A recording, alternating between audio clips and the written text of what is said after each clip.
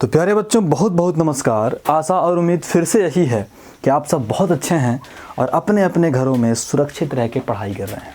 बच्चों आज हम देखेंगे क्वेश्चन नंबर फर्स्ट का सेकंड। पहला क्वेश्चन हो गया था और मुझे उम्मीद है कि बहुत से बच्चों ने सेकंड भी ट्राई किया होगा, बना हो चाहे ना बना हो, इससे कोई मतलब नहीं है बच्चे।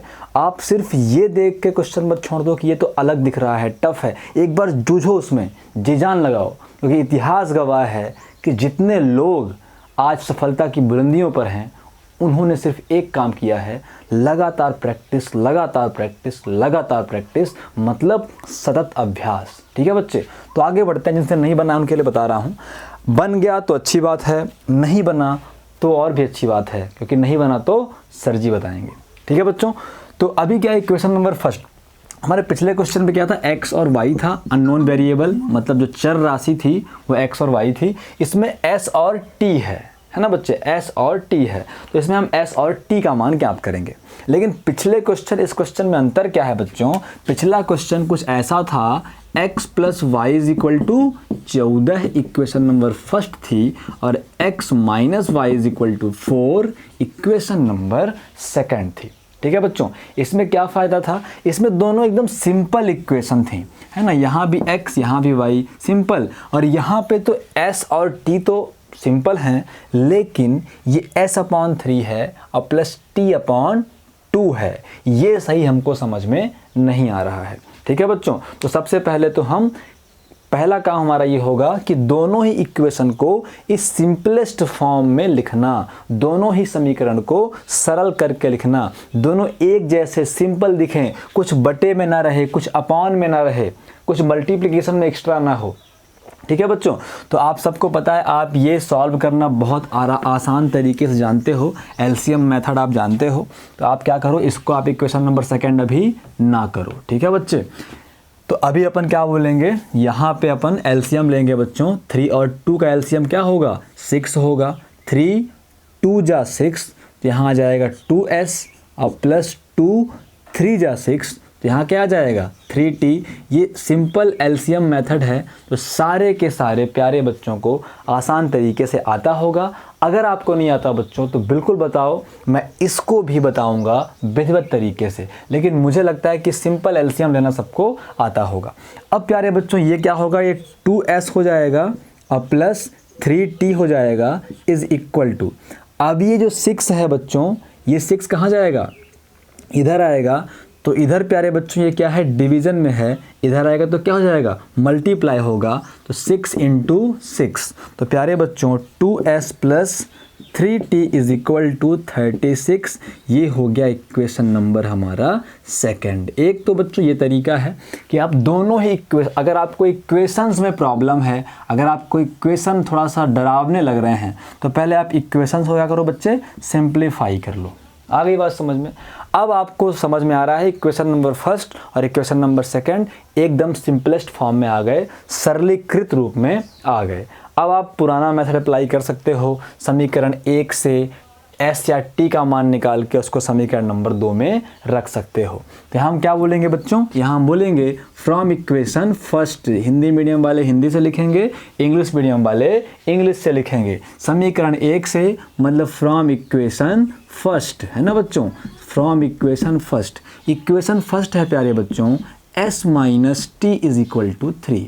ठीक है बच्चों, तो यहाँ से अगर मैं s की वैल्यू निकालूं तो जिसकी वैल्यू निकालना है उसको इधर साइड रोकना पड़ता है, बाकी सबको उधर ले जाते हैं। तो बच्चों ये बन जाएगा 3, ये माइनस टी उधर जाएगा तो प्लस का t बन जाएगा। ये हमारा इक्वेशन नंबर थर्ड मिल गया। अब प्रोसेस क्या थी बच्चे, इक्वेशन नंबर थर्ड से जो s का मान है वो हमें समीकरण नंबर 2 में रखना है। प्यारे बच्चों ध्यान से देखो, आपको इतना करने की आवश्यकता नहीं थी, आपको इतना करने की आवश्यकता नहीं थी। आप इसे ही इक्वेशन नंबर 2 बोल सकते थे अगर आपको इस इक्वेशन से कोई प्रॉब्लम नहीं थी तो, लेकिन हो गया, मैंने सिंप्लीफाई कर दिया, यहाँ पे आ गए अपन। तो अपना इक्वेशन नंबर सेकंड अब क्या है, ये है। हमने क्या रूल देखा था बच्चे, सबसे पहले इक्वेशन नंबर फर्स्ट से किसी एक का मान ज्ञात कर लेना है, x का या y का। यहाँ पे s या t है तो s का या t का। हमने s का मान निकाल लिया। पहला काम, इक्वेशन नंबर फर्स्ट से किसी एक का मान ज्ञात कर लो, किसी एक चर का मान ज्ञात कर लो, किसी एक वेरिएबल का मान ज्ञात कर लो, फिर उस मान को आप इक्वेशन नंबर 2 में रखो। हम क्या लिखेंगे बच्चों, s का मान समीकरण 2 में रखने पर। इंग्लिश मीडियम वाले प्यारे बच्चे क्या बोलेंगे, putting the value of s in equation 2, s का मान समीकरण 2 में रखने पर, है ना बच्चों। अब समीकरण 2 ईमानदारी से लिखो। फिर से बोल रहा हूँ, अगर आपको इस इक्वेशन से कोई प्रॉब्लम नहीं थी तो आप इसे ही इक्वेशन नंबर 2 मान सकते हो, यहाँ भी मान रख सकते हो और यहाँ भी मान रख सकते हो, दोनों सेम है, कोई दिक्कत वाली बात नहीं है। तो मैंने 2 माना हुआ है। तो पहले इक्वेशन नंबर 2 ईमानदारी के साथ लिखें, तो 2s और plus 3t is equal to 36। तो प्यारे प्यारे बच्चों, 2 के स्थान पे 2 आएगा, s के स्थान पे क्या आएगा, s के स्थान पे आएगा 3 + t। क्या होगा बच्चों, s के स्थान पे 3 + t, तो हमने s के स्थान पे 3 + t कर दिया। s किसके बराबर है, 3 + t के बराबर है। इसका मतलब ये होता है बच्चों कि s के स्थान पे हम 3 + t भी कर सकते हैं। तो s के स्थान पे 3 + t कर दिया। प्यारे बच्चों, यहाँ पे 3t पहले से है, इज इक्वल टू क्या हो गया, 36 हो गया। अब आप सबको पता है बोडमास रूल में पहले ब्रैकेट सॉल्व होते हैं, ठीक है बच्चों। तो इस 2 का अंदर गुणा होगा, 2 का गुणा 3 से, तो 2 3 = 6, 2 3 6, और ये हो गया 2t और plus 3t is equal to 36। अब प्यारे बच्चों, 2t और 3t जो सेम होते हैं बच्चे, उनका हिसाब किताब होता है 2t और 3t, और कितने t हो गए बच्चे, ये हो गया हमारा 5t। अब हमें इस 6 को उधर ले जाना पड़ेगा। उधर क्यों ले जाते हैं बच्चों, संख्याएं एक तरफ और ये जो चर हैं, वेरिएबल हैं, वो एक तरफ। तो नंबर्स को एक साइड ले गए और वेरिएबल को एक साइड रखा, ठीक है बच्चे। तो यहाँ से 5t इज इक्वल टू आ जाएगा 30। अब हमें t की वैल्यू चाहिए, t को हमने रोका, 5 को हम उधर ले गए बच्चों, तो 30 के अपॉन में होगा। क्यों अपॉन में होगा, यहाँ मल्टीप्लिकेशन में है तो यहाँ डिवीज़न में होगा, यहाँ गुणा हो रहा है तो यहाँ भाग होगा। तो 5 है ना, 6 जा, ठीक है बच्चे, 5 छक्के 30 हो गया। तो t की वैल्यू क्या मिल गई हमें प्यारे बच्चों, t बराबर क्या मिल गया, 6 मिल गया। अब t का मान चाहे कहीं भी रखो, चाहे इक्वेशन 1 में रखो, चाहे इक्वेशन 2 में रखो, चाहे इक्वेशन 3 में रखो, आपको s का मान मिल जाएगा। पहला काम, इक्वेशन नंबर 1 से किसी एक का मान निकाल लो, फिर वो मान इक्वेशन नंबर 2 में रख दो, फिर 2 से एक मान हमें क्लियर मिल जाएगा, फिर ये मान चाहे जहाँ रख दो। आ गई बात समझ बच्चों को। तो अभी आप लोगों ने अगर नोट कर लिया हो तो मैं इसको मिटाता हूँ बच्चों। तो हम क्या बोलेंगे, अब हम बोलेंगे कि t का मान समीकरण 3 में रखना सबसे आसान रहता है। तो हम बोलेंगे कि putting the value of t in equation 3, तो हम लिखेंगे प्यारे बच्चों, t का मान समीकरण 3 में रखने पर, t का मान समीकरण 3 में रखने पर, putting the value of t in equation 3।